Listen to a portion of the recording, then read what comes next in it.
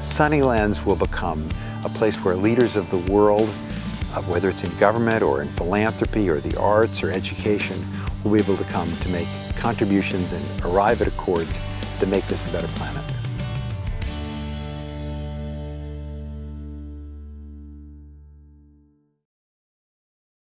The Honorable Justice Anthony M. Kennedy of the United States Supreme Court.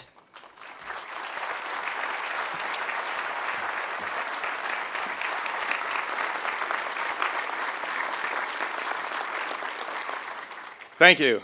Good morning. President Cowan, Your Honor the Mayor, Secretary Schultz, Congressman Dreyer, members of the Board of Trustees and of the Annenberg's wonderful family, and my fellow citizens in a world that must strive to come always closer to the idea and the reality of freedom under the rule of law.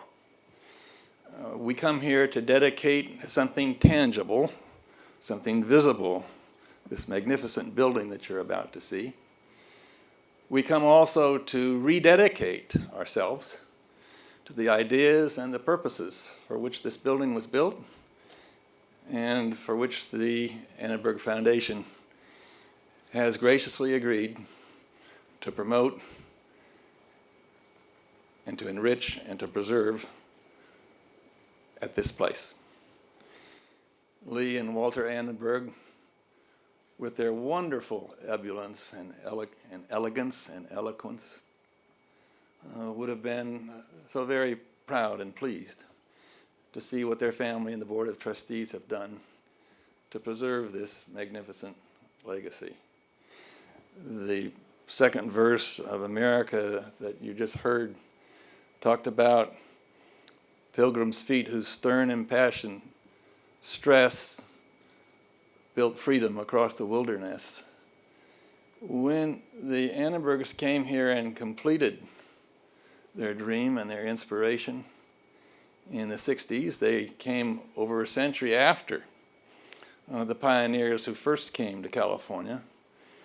But as President Cowan mentioned, they came with that same pioneer spirit. They saw a bleak and unforgiving wilderness, but they saw in it the possibility to exercise freedom. And I think they would have agreed with Alexander Hamilton, who said that the sacred rights of humankind are written with a sunbeam across the whole volume of nature. They believed in the idea of personal freedom and individual right.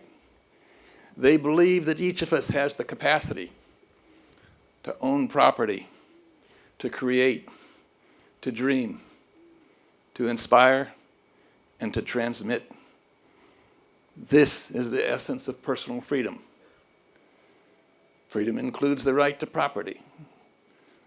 Property gives you a safeguard against the government that is always all too ready to plan your destiny for you.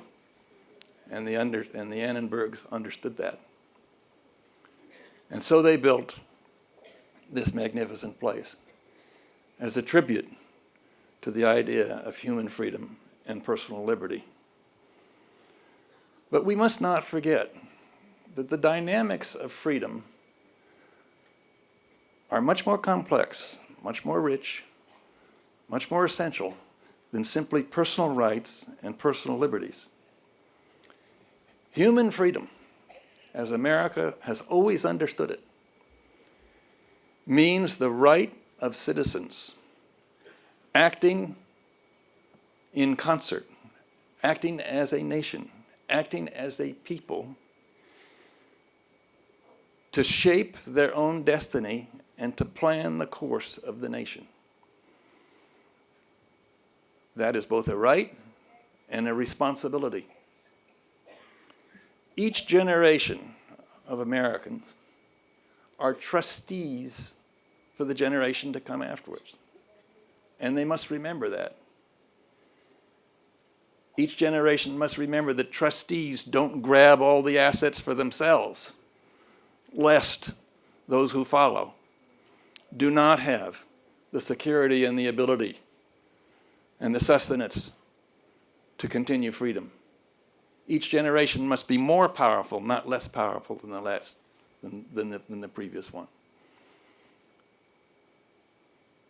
And each generation must also remember that as trustees, we must not allow the great instrumentalities of freedom, the great instrumentalities that allow us to have civic purpose, to form political will, to atrophy or to deteriorate by neglect or by negligence. One of the great instrumentalities of freedom, the instrumentality that allows us to plan our destiny, that allows us to state our self-definition as a people, that allows us to inspire others who seek freedom, is our civic discourse and our civic dialogue. And that we have allowed to fall into disrepair. As you know, in public discourse, you often hear half-truths. You must remember that half-truths can soon be transformed into full lies. We must remember that a dialogue that is necessary to define ourselves, to state our purpose, to inspire the rest of the world, is a dialogue that's civil, decent, rational, intelligent, elegant, and tolerant. The Annenbergs understood that. The Annenbergs had Sunnylands for this place, for that purpose. This was their lives of the Annenberg people, of the Annenberg family, of these wonderful two ambassadors, were devoted to the idea that through decent, honorable civic discourse, we can make progress together. You must remember, my friends, that in much of the rest of the world, the jury is still out in the case of freedom. The verdict has not yet been returned. And if this country does not have a dialogue that matches the purposes and the aspirations and the dreams and the commitments and the brilliance of its framers, the rest of the world may reject the idea of freedom. We must do more to improve the quality of civic discourse in this country and of civic discourse on the world stage. Without meaning to be presumptuous, President Cowan, I suggest that the Foundation consider adding to its already splendid civics program discussions as to how to improve our dialogue. You can have the Sunnylands principles. You can have the Sunnylands principles of rationality, civility, decency, tolerance, respect,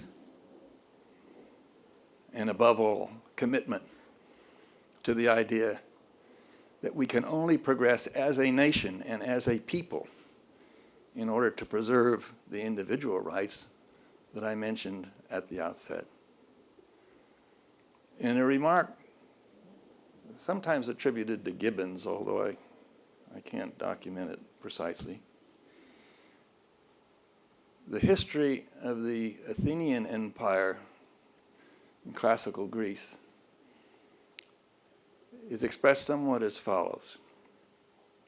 In the end, more than the Athenians wanted freedom, they wanted security and comfort, and thus they lost it all: security, comfort, and freedom. when the Athenians were more interested in what society could give to them than what they could give to society. When the freedom they wanted most was the freedom from responsibility, then all of Athens ceased to be free. We must not just exercise our rights in the personal sense. We must exercise our rights in the civic sense.